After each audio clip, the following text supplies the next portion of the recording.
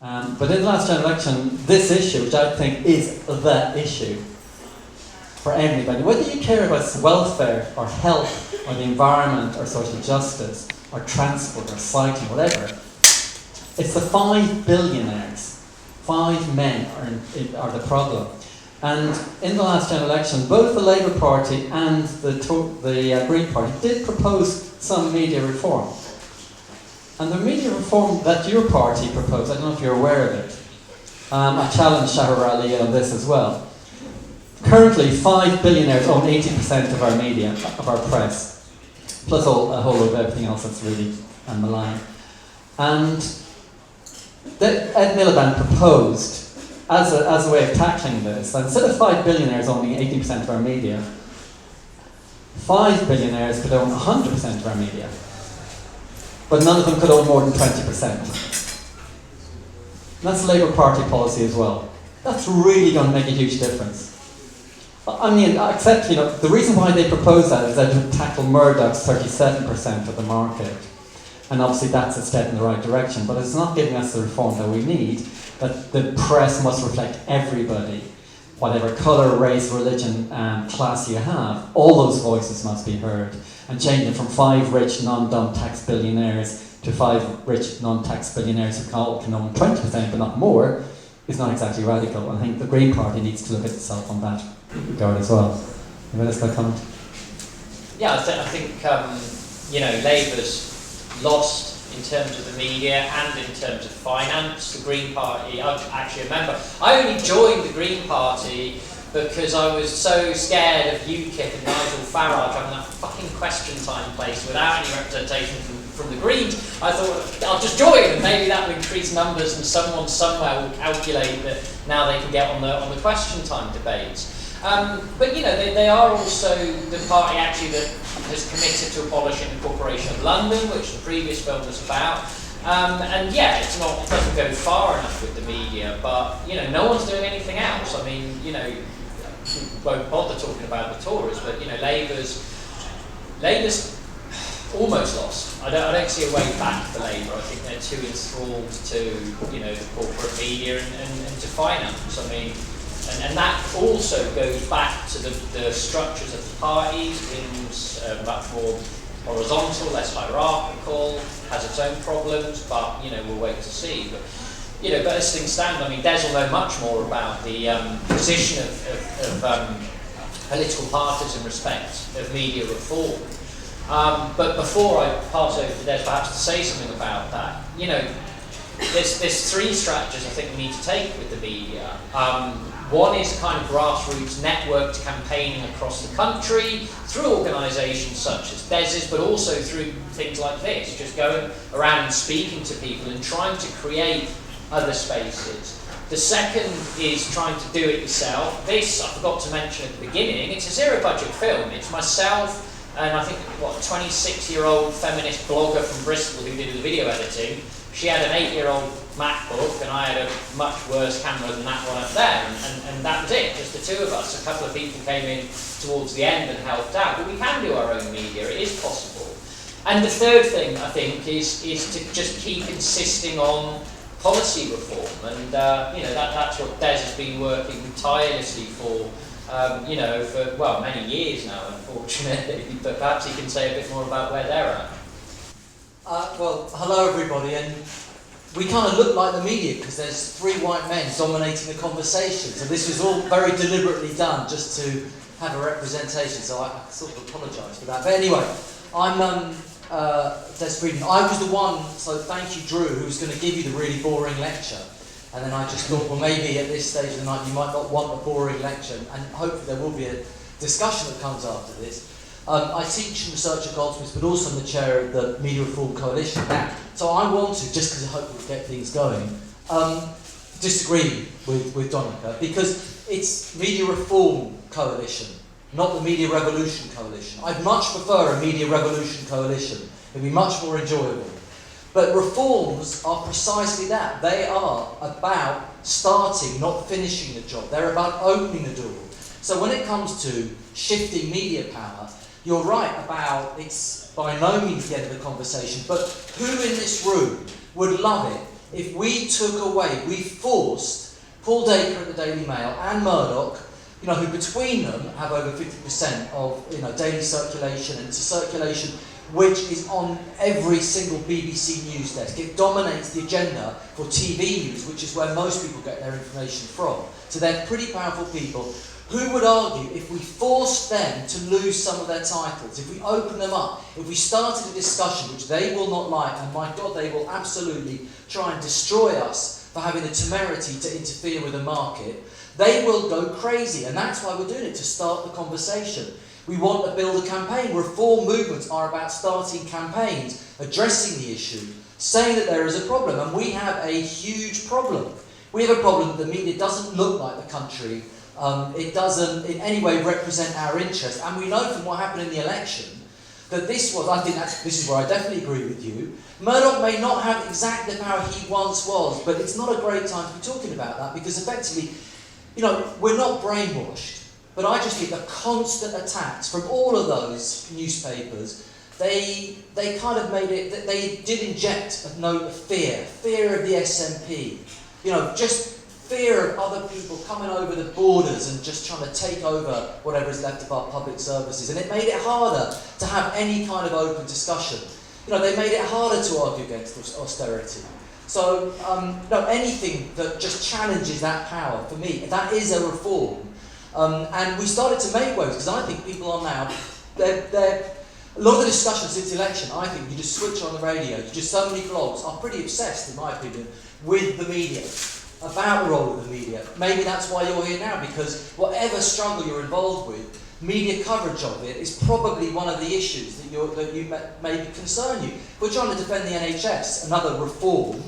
Well, the fact is that we know that there's been absolutely atrocious coverage of the real privatisations that are going on in the health service. So these kinds of reforms, I would say, are pretty important.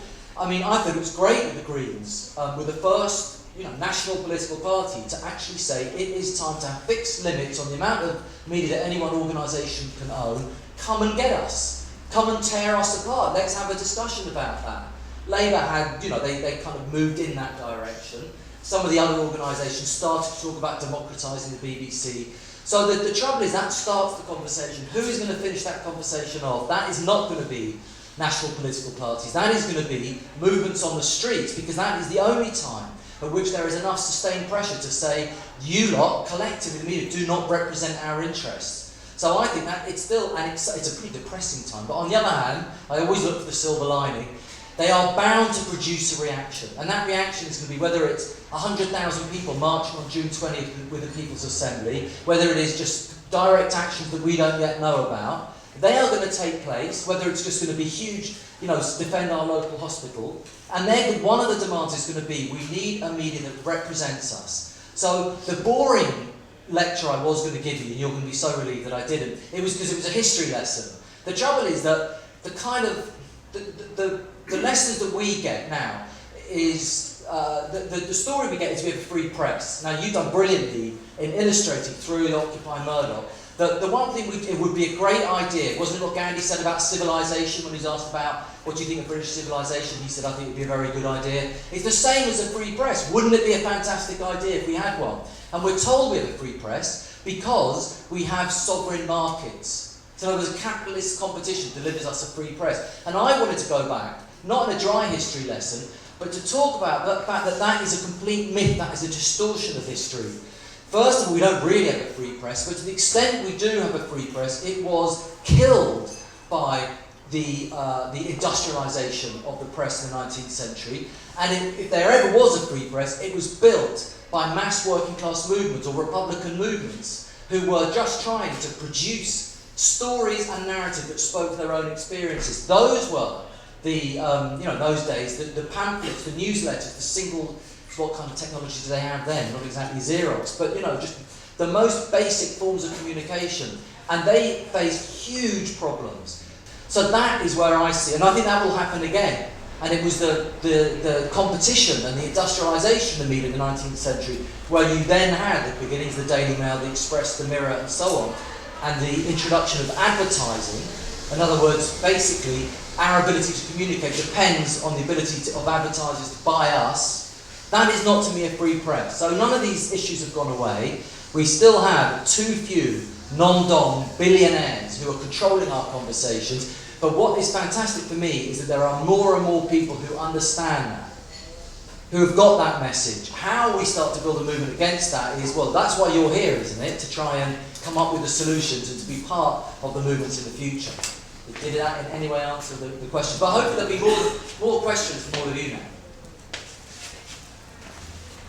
Do you think the Tory move to remove the licence fee is like the intentional thing to put strain on the BBC so that in the future they can just privatise it without question? To decriminalise it? Yeah, sorry, to decriminalise it because they know people will just not pay it, and therefore the BBC will come under pressure, financial pressure, and then the only solution will be to privatise it. Yes, I agree with you completely.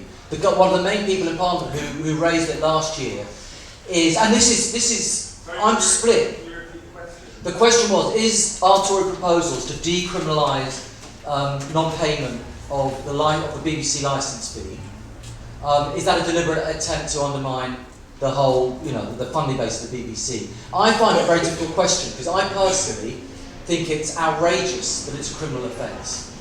On the other hand, I completely agree with you that the reason that very, very hard-line Thatcherite Tory MPs, the main person who's raising it in Parliament is someone who's quite notorious for attacking asylum seekers, attacking the right of migrants to come in this country. He's on the right of the party, and yet somehow he is suddenly concerned about single mothers on benefits not being able to... So you're completely right. But I do think that there should be a much more open conversation about the BBC. I just came from another meeting where we were discussing the future campaign agendas, and one of the podcast I was suggesting this group organises is something along the lines of, let me get this right, why the BBC is so right-wing and why we should defend it, if you can get your head around that. Because both things are true. We have to tackle the fact that, in terms of their news reporting, it's horrendous because they are so nervous about offending anyone in positions of power. And yet, the reason why they will be undone is not so that we can open up and democratise the media. It's because private companies want to take that space. So it's a hard argument. And I think the best defence of the BBC is an honest one, which says, we defend the right of public service to exist, but that's because we want a proper public service. You have to represent us. So you need much more democracy inside the BBC. You can't have, all these huge capital property deals, IT deals costing £100 million of our money, which have no accountability. You've got to start telling our stories. But I don't trust the Tories or Rupert Murdoch and the Daily Mail are obsessed with destroying the BBC because they want the frequencies, they want that space. Around 4 or 5 years ago, what was Rupert Murdoch's son? The one who was in charge? James Murdoch gave a lecture at the BBC, at the Scottish Edinburgh Television Festival, and he outlined, he had a wish list about what needs to happen to the BBC in that lecture, and it was cut their funding, remove Ofcom's right to regulate, and slash the BBC online.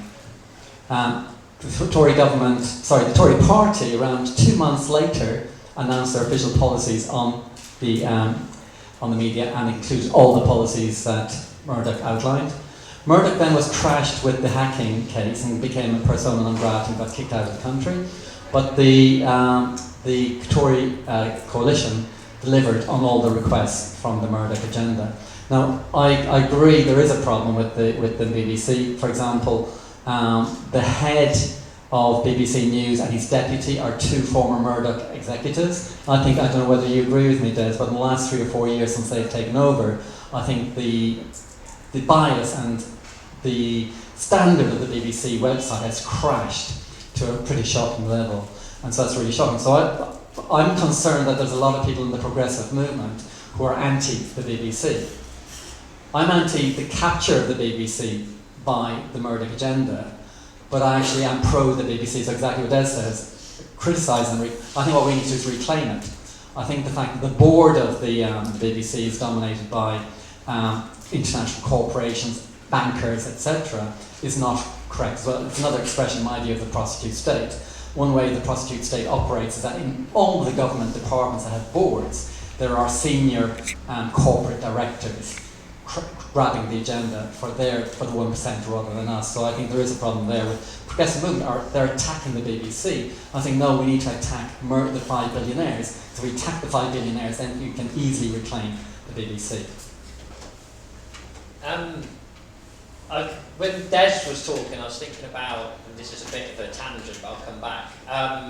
You know, the idea of freedom of speech, it's a human right. We talk about it. If someone in a country where people have dark skin do something about freedom of speech, then Amnesty are up in arms about it. When it happens here, it's completely different. We've got very different standards of freedom of speech. And we have freedom of assembly as well, another international human right.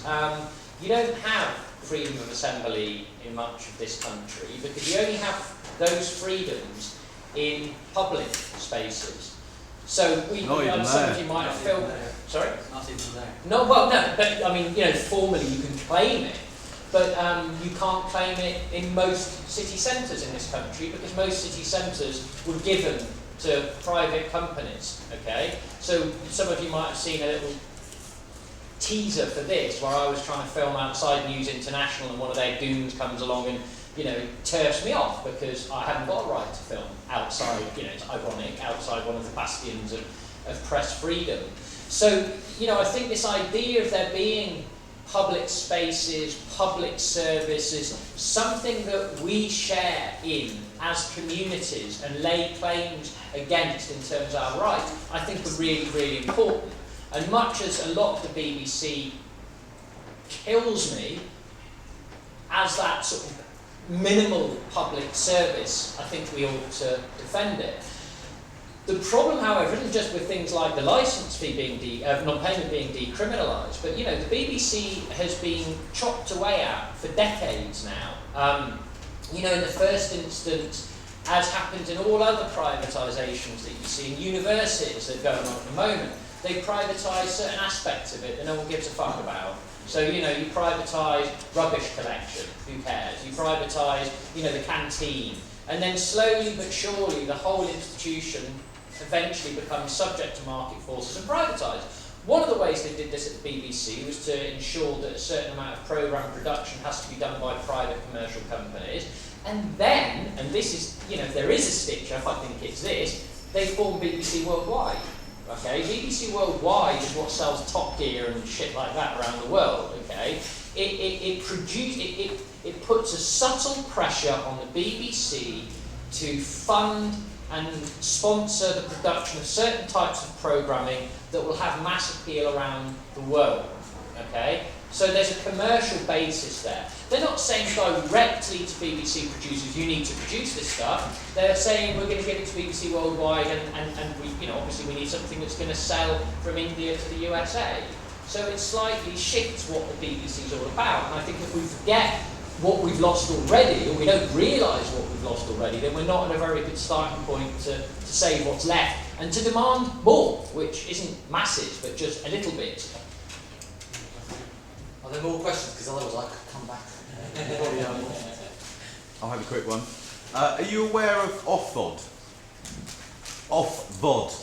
I think it's off God, I thought the regulator between gods or something. It's called OFVOD. And OFVOD. OFVOD.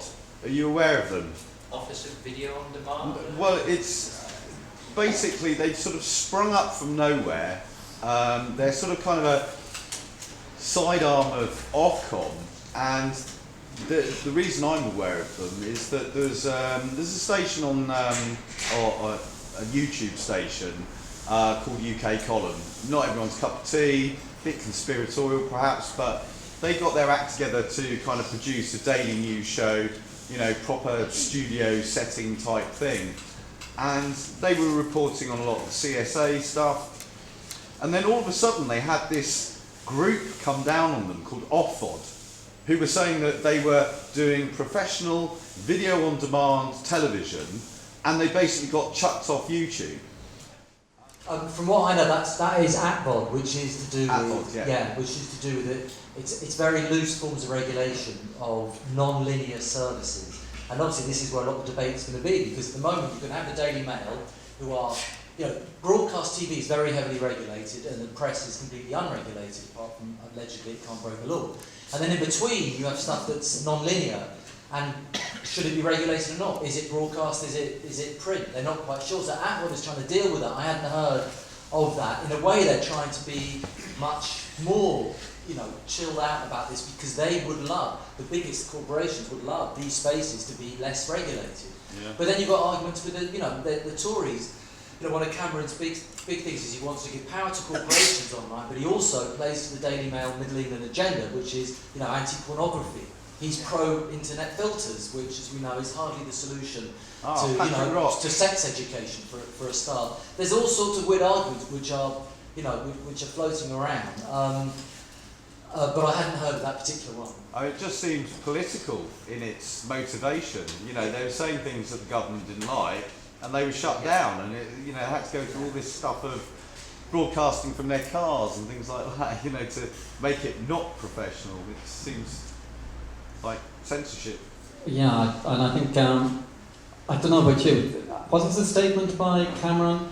You know, up to now, if you're law-abiding, we left you alone. But now we're going to come for you.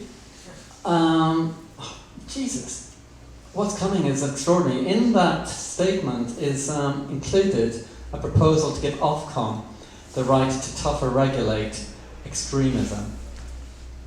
Who defines extremism? It'll be Murdoch's definition of extremism, and it'll be the current 1% establishment form of extremism. And people like me who actually want to stand. You talked about the right to assembly in Britain, and that we could do it in a public space. Well, you know, I was standing in Parliament Square, which is a public space, and the Mayor of London declares it's private, and then the police arrest me because I'm trespassing. I was protesting against the selling of peerages by Nick Clegg at the time. That's the kind of freedom we have in this country, which is a farce. But actually, coming back, I think there's a really, really worrying agenda with the Pamela May, sorry, whatever her name is, Theresa May's agenda that's coming through with this legislation we're going to rush through about extremism. The Blair set off the bomb of Iraq, and he was told by the Secret Service that this will create domestic terrorism, and they're now using that domestic terrorism not only to discriminate against Asian people and Islamic people and Muslims, but it's also going to be used against people who actually have wider issues in our society who want to advocate progressive causes. And I think they will start saying people who actually who are advocating like Occupy Democracy or Occupy groups will become extremists, and that we will be suppressed, and those democratic forces in our society who are essential will be removed. So I think it's a really important point you're raising. I think we've really got to look on that. Can I just, do you want to make a comment quickly on that? I just want to just say something positive, because we've talked all night about the problem. And it is, I think Murdoch is the problem, but he could also be the solution. And I don't know what you think about this one, Des, but one of the biggest sources of money in media at the moment is the deal with the Football Association deal. Billions upon billions for watching footballers. Why not actually let's have a football tax and use that to fund independent media? And I think that would be a really exciting agenda that we could do. That wouldn't actually we wouldn't have to raise taxation. All it would mean that is all those golden booted footballers, instead of having 100 million a year, will have 80 million a year, God bless them. They won't be able to put 60 million into a tax account in Switzerland. They'll put 50 million. I don't give a damn. Let's take that money. It's part of the circuses. One of the things that trashes the progressive agenda is circuses. And what's the old thing about bread and circuses? Well, the equivalent of bread and circuses in this society is football. I think it's the equivalent that one of the big opiums of the masses is football. So let's use it to wake us up. Let's use it to actually fund an independent media, like they have done to a certain extent in France. I think that would be something really positive to work for. I'm talking about revolution, but sometimes peaceful revolutions are important. That's a completely reformist thing with which, in this case, I completely agree with one of our policies. You should have read it. Yeah, we've argued for a tax on Sky for a lot. It doesn't have to be football, the whole of Sky. Its profits are obscene. What's the biggest broadcaster in this country? If someone asked you in the street, what would you say is the biggest broadcaster in this country? Sky. Okay, that's because you know the answer. Come on, your real instinct is the BBC because that's all we ever get told. By far the biggest broadcaster is Sky. So it's time we take some of that money back. Instead of them being parasites on British creativity or whatever, we want them to be forced to invest in the stuff that's not going to be produced because of them. So I completely agree with that.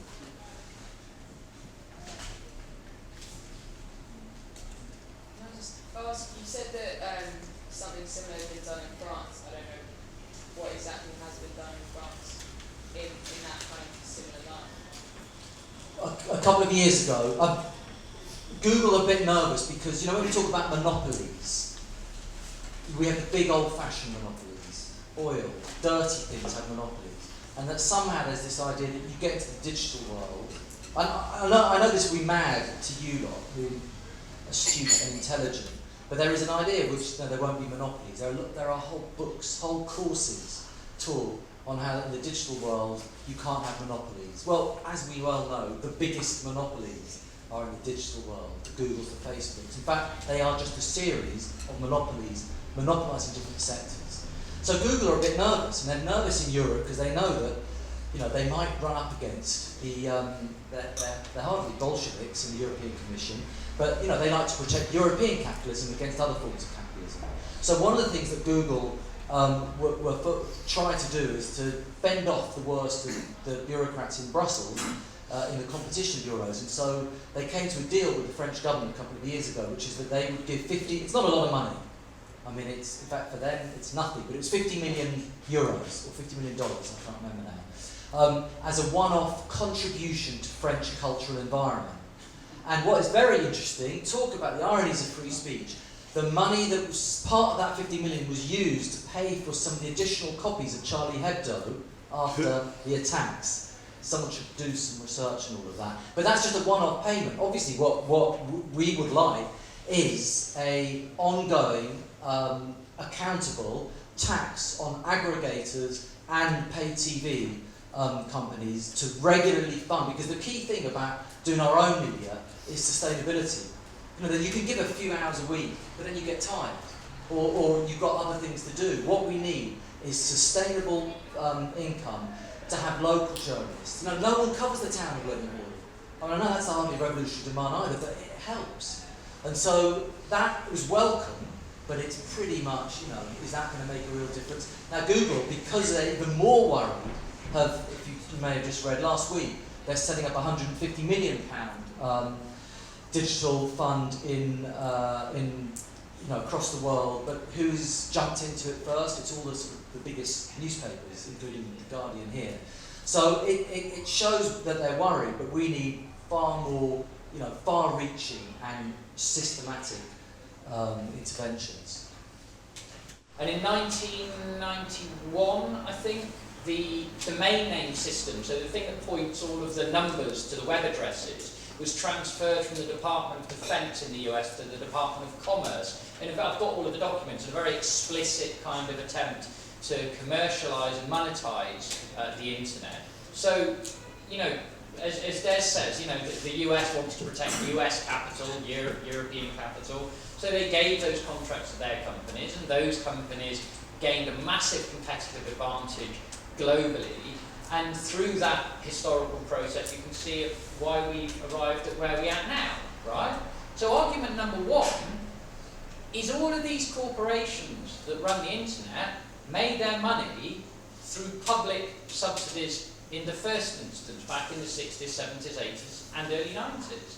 So, you know, that we might suggest that there could be public funding for online stuff, as James Curran notes in the film, isn't that outlandish, but they would make it appear so if you put it, if you refer to it in the newspapers. The other thing that I was going to mention, I don't know, I'm from Brighton, we've got a TV station called Latest TV, and this was the coalition government's faux attempt to try to introduce more community media, more local media, to break some of the monopolies and what have you. There's probably one in London, there's probably many in London, I don't know. London Live, I think the Standard brought it. Yeah. Right, okay, that's interesting. But I mean, the Loads thing of shite, absolutely loads of shite. I mean, but this is the problem, you know, they're set up to fail because there's a policy to put them in place with all of the good rhetoric, but at the end of the day, there's no money. I mean, you know, Brighton's a pretty wealthy city, so they're all right, but who wants to advertise on a television station watched by 3 people and a dog, you know? So I think there needs to be really kind of serious thought about how the money issue is addressed. With the previous film, I used to walk around and go, it's great, anyone can do this, you get a camera, you run around, make a film.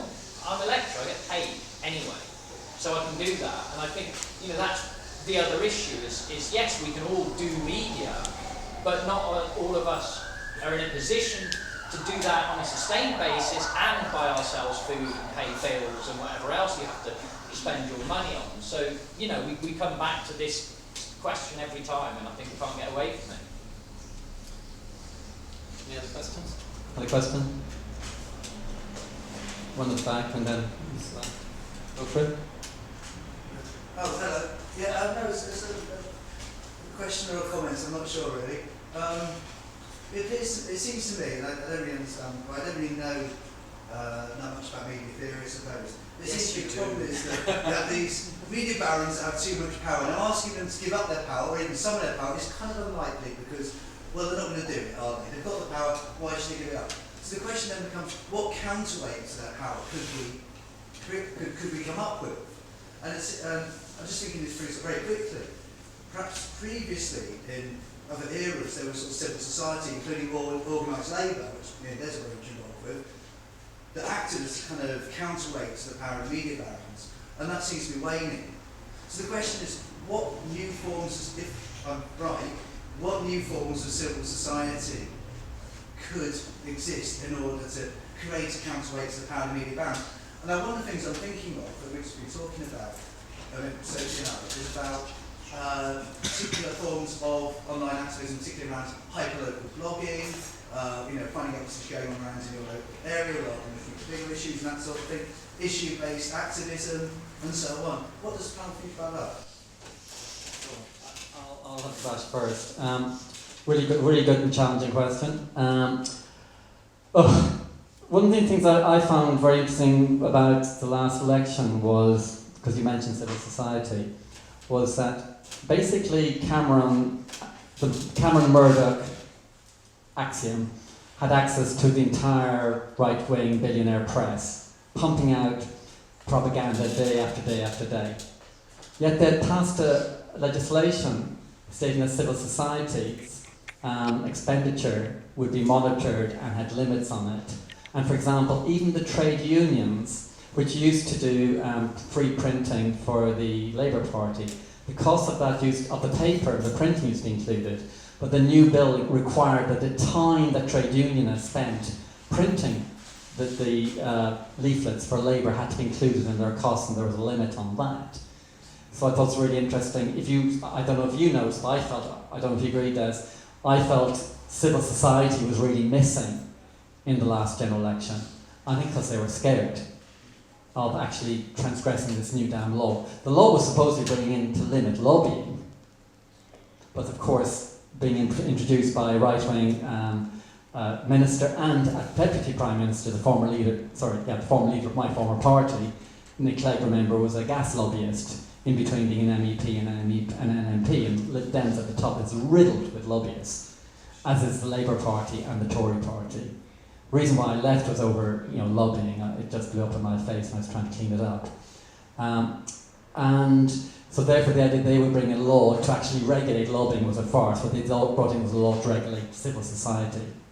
And so that's a real concern. However, on the positive, there are groups like Real Media who are trying to, on the web, trying to bring together a whole load of independent media operations so that there'd be one website where you could access a load of independent sources. Yes, local blogging, Facebook pages, they're hyper-local, etc., etc. So that is creating, a lot of people here today, I'm presuming, didn't read about it in their local Sun. They read it somewhere online that this event is happening. So yes, there are some encouraging signs that we can use the web to create mass movements. However, we must also take it with a pinch of salt. And people say, the internet's going to be a solution.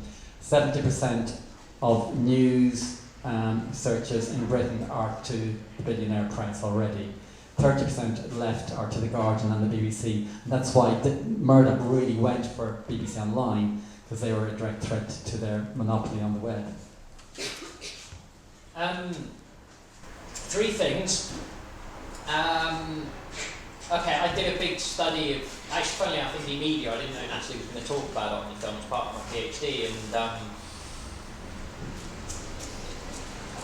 indie media was, the biggest kind of alternative media project for a long time.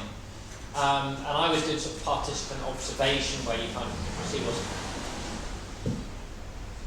most of them were kind of pitching themselves as these democratic, horizontal community media organisations. Most of them are run by one or two people because no one else has got the time to do it. It's a boring answer, but I keep coming back to this labour question.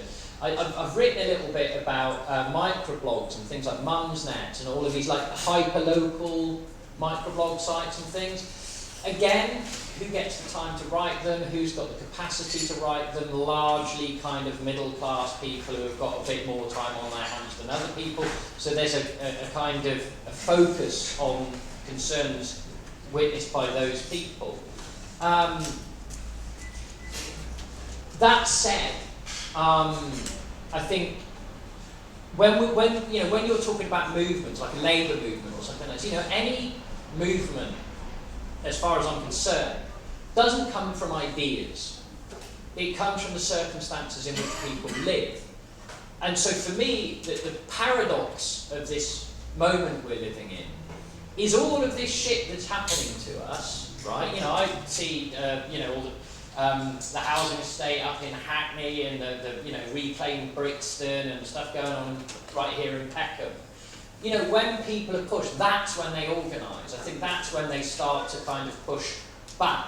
So I think we need to look very, very carefully at all of these different struggles taking place, not just in London, there's another load of stuff outside London in this country. And to see what's going on and to see what networks can be made between these different groups of people fighting their own little battles all over the place. The most horrible thing, and the reason we need to do that, I think, more than anything else, is because when we do look at online media, social media, I wouldn't recommend it, but have a look at EDL and Britain First and UKIP. And what we always miss in discussions like this is that it's not just there for kind of us, as it were, for people who are good, it's also there for the bad guys. And Britain First and UKIP and the EDL have massive support online. They have tens of thousands of visitors to their websites and likes and follows and all of this sort of stuff. So I think we also need to keep an eye on what what would you call them now? The far right's the Conservative Party. The far right, I don't know. The out there post-Nazis or something. What they're doing with all of this. The racist, yeah. I'll give, as we'll say, something less impressive. I think it's a really good question, Tom, but you did answer it in a way. The important thing for me is that the counterweight to a right-wing media is not a left-wing media, because in the world in which we live, it's not an equal fight. It does. As you were talking about advertising, Karl Marx once said that the ideas that are dominant in any one society are the ideas of the ruling class. That's pretty obvious. It's not an accident. And so when you find the commercial means of expression, they're always going to favour the rich. They're always going to favour those kinds of sets of ideas.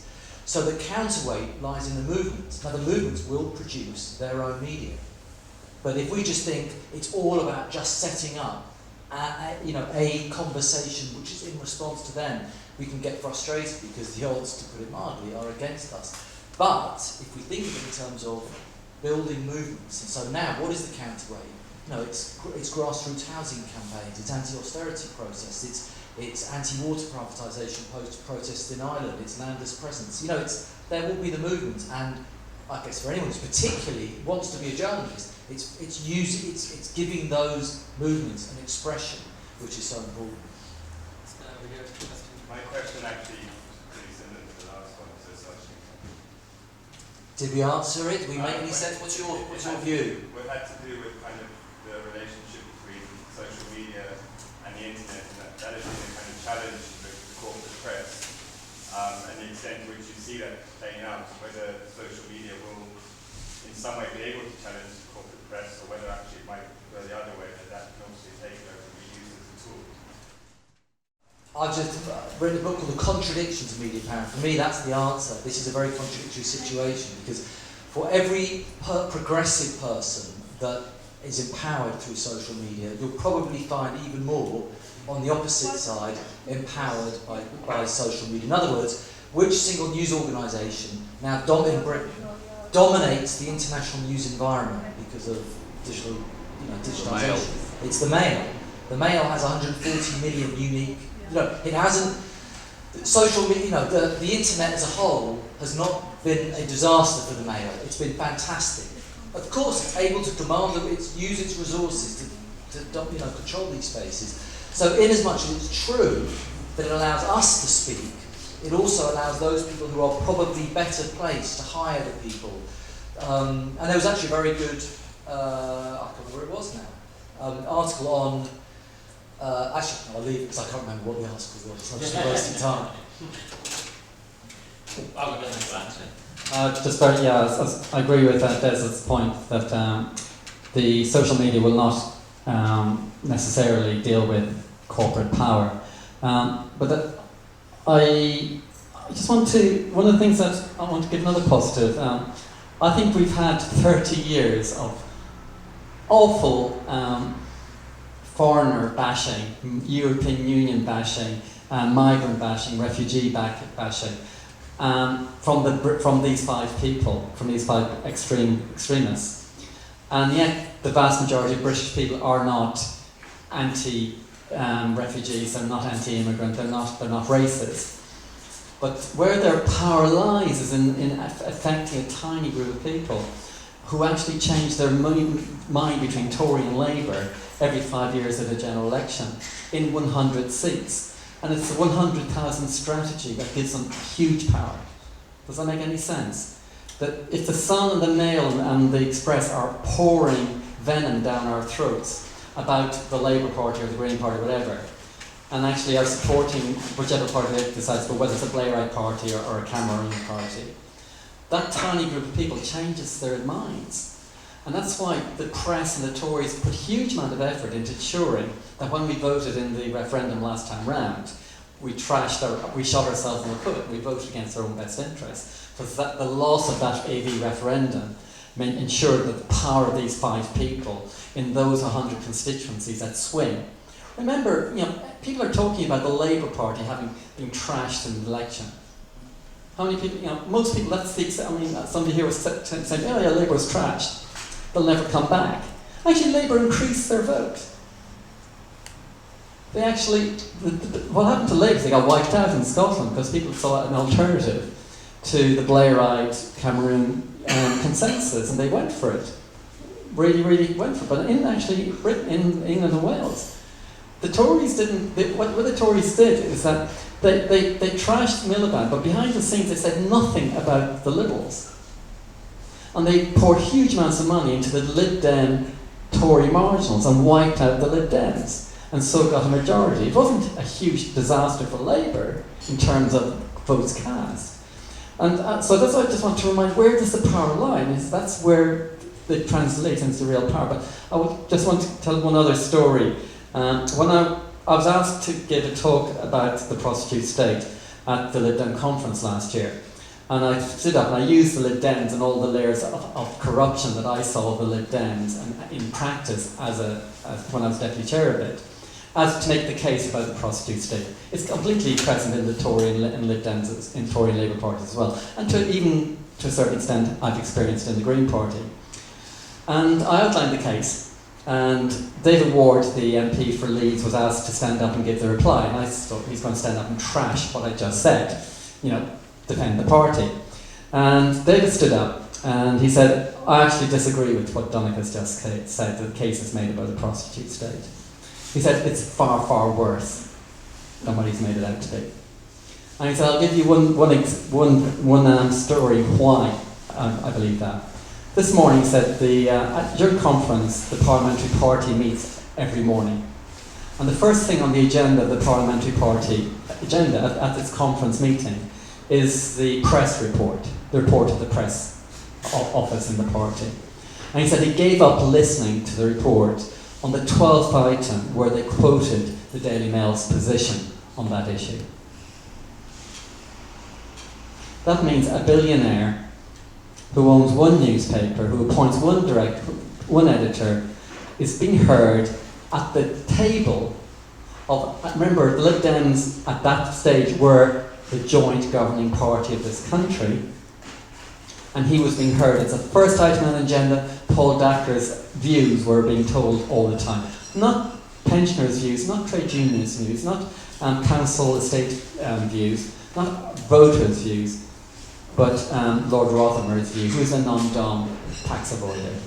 That's where the power lies, and that's why this is such an important issue. You're still hanging in there. I'm waiting for him to just go. Yeah, at the back. I've got to commend you gentlemen for having a very informative, very enlightening conversation, and I'm honoured to be here this evening. That's what I feel a but. Well, the but is, as a person who lived in this community for many years, I used to go to a school across the road back in the day, and Peckham is known as a place that has a very large black community, large Nigerian community, very large Ghanaian community. But look at the audience in here tonight, partaking within this discussion, you would never suspect.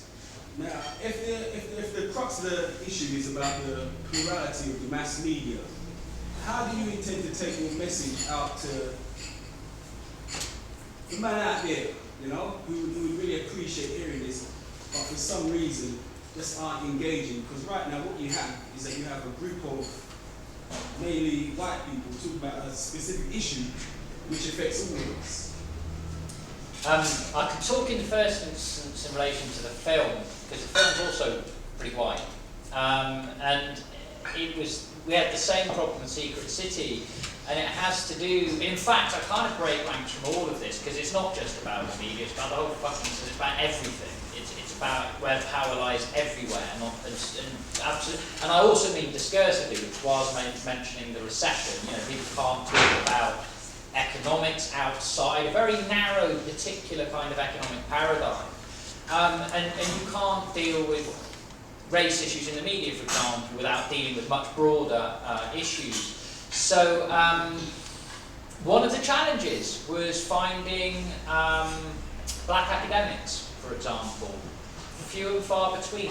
One of the interesting things I found, because I know a fair few, and asked all of them many times over many months, is there's an internalised racism, I think, going on. Because there are perfectly eloquent, knowledgeable, interesting, exciting, funny people, funny black academics who I spoke to, who just flat out refused and just would not do it. And I think that was a telling story, actually, in terms of people's feeling comfortable that they can engage things. And I think environments like this, what I've learned is that there's also that discomfort thing going on here, because it's not just a race issue, but also a class issue, and what have you. Now, sorry, you saying that you invited black academics onto your school, and they weren't? I begged them, yeah. You begged them?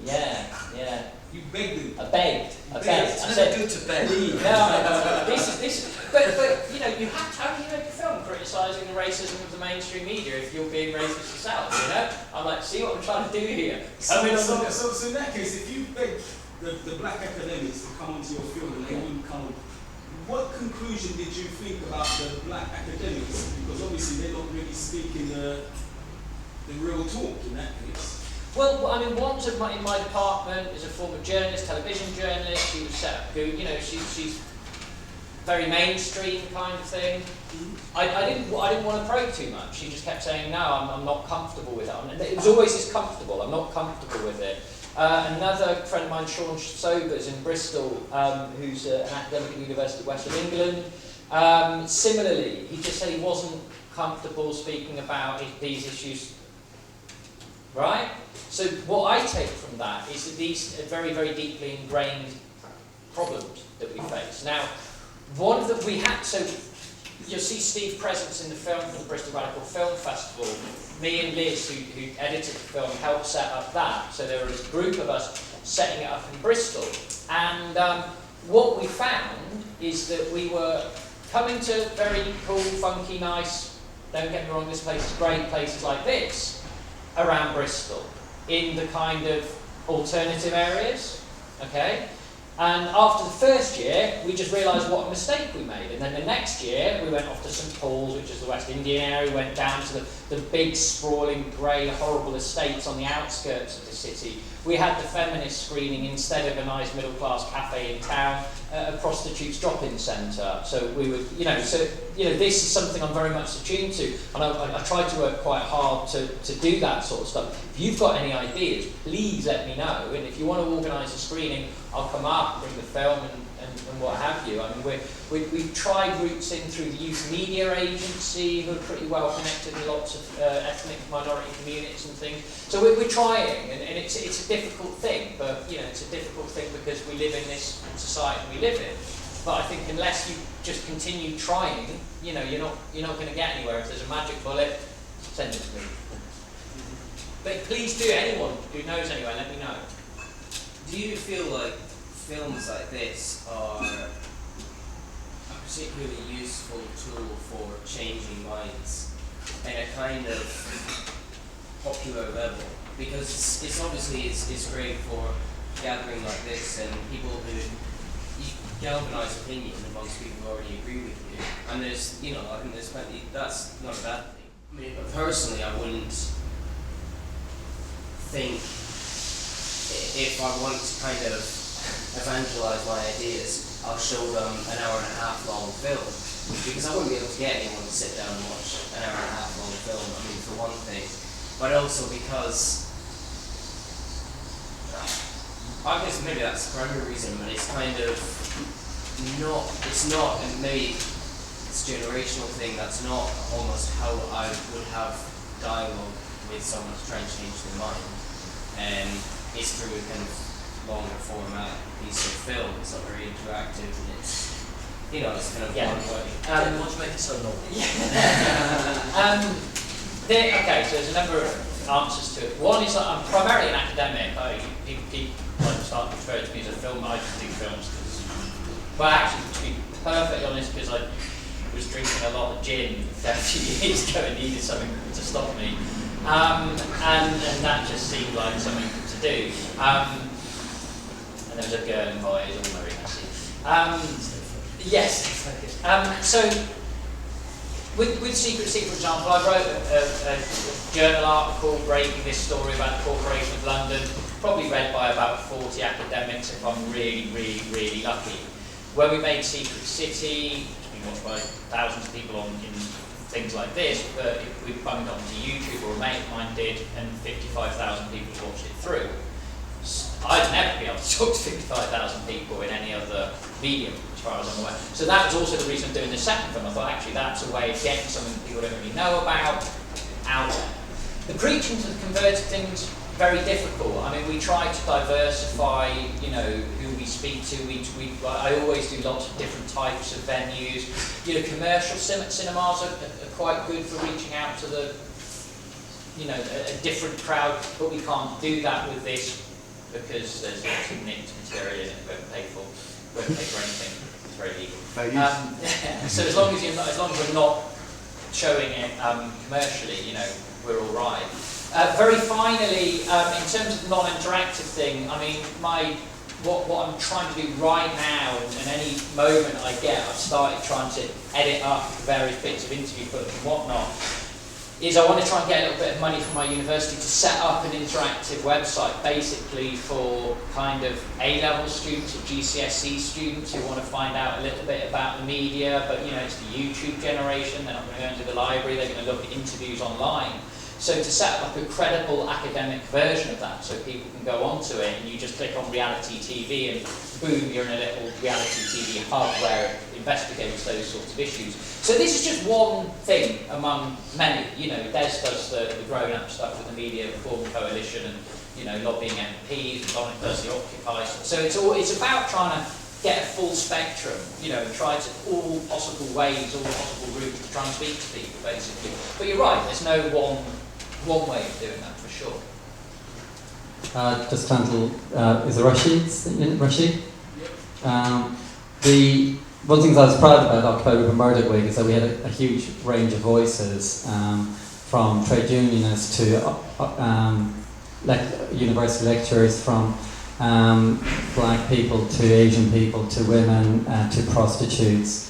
We had a huge range of people there speaking on the impacts of press on their lives, and it was quite.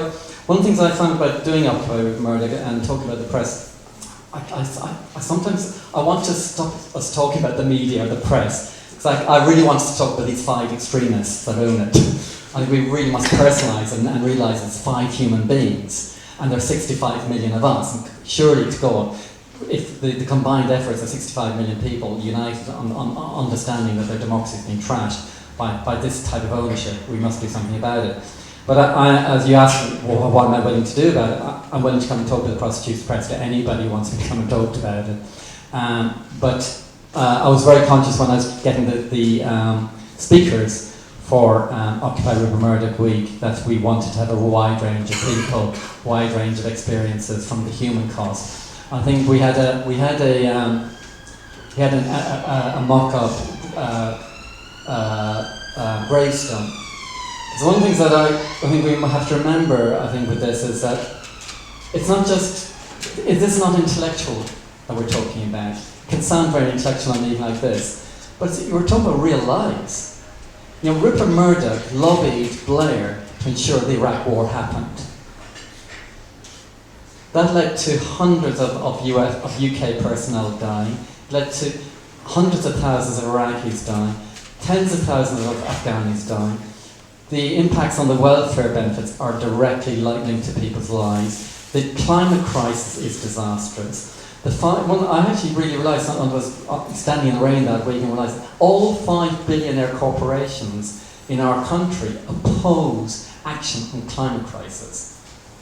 That affects people in developing countries across the planet. It condemns them to a form of genocide. So what we're talking about here is crucial, absolutely crucial. And so when you say, you know, I'm sure all 3 of us are willing to go out to anybody to spread the message whatever way we can. We're already doing it in loads of different ways, and we need more voices and more backgrounds coming in and joining us and screaming about what's happening. Whatever way you can or spread it, please do. I've got a... Yeah, I think it's, you've both got a place to go, so if we can just sort of have final comments and sum up, and thank you very much for your time.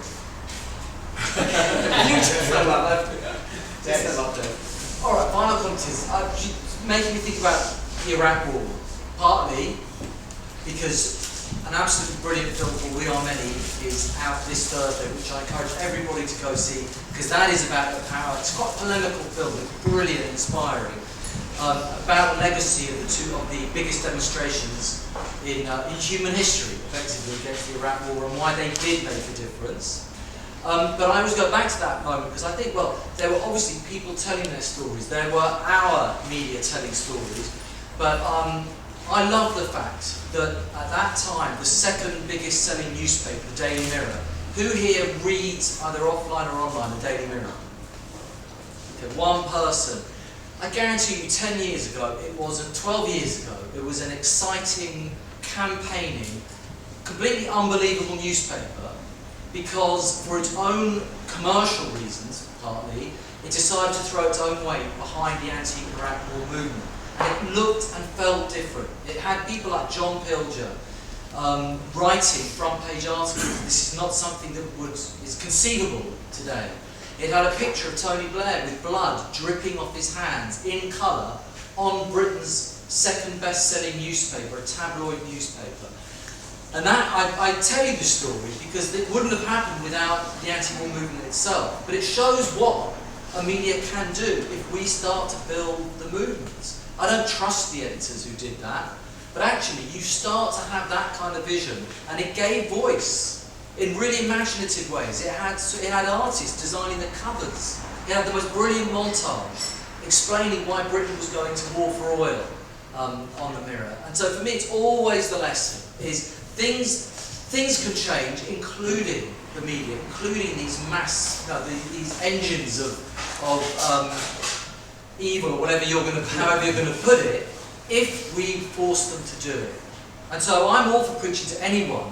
Preaching to the converted is pretty good. I'd much prefer to preach to the unconverted, but the most important thing we do is at least we go out and we preach. And by that I don't mean just, thinking that we're always right. We enter into conversations so that ultimately we are collectively organising to change the institutions around us. And I think there's a move for it. So that's my thoughts.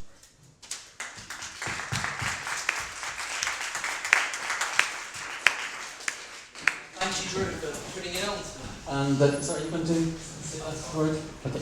Just kind of one word from me. One is, I think it's really important to get the message out.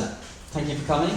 I think it's really important. Movies, even if they're an hour long, sometimes have the information. And if anybody wants a free ebook version of my book, which has loads of stuff about the corrupted media and corrupted democracy, happy to give it to you. If you can email me, I'll send it to you for free. And finally, one final story was that during the Occupy Rupert Murdoch week, we didn't have a single member of News International came up and attack us for what we're doing. Every single one who actually spoke to us on terms of what they felt, I would say 50% said, we are with you. And one final note is that one guy pulled me aside, gave me 40 quid to buy the lads and girls with us a drink, because he said, I hate what Rupert Murdoch does. I hate what I'm being involved in it. I've got to work for it. Another guy was Islamic. He said, I hate what he does to Muslims. I hate working for this guy. I reckon if Rupert Murdoch took a vote of his employees at News International, they'd vote overwhelmingly to take over into a workers' cooperative and take over. So think about it. We've got allies even within the empires. Thank you.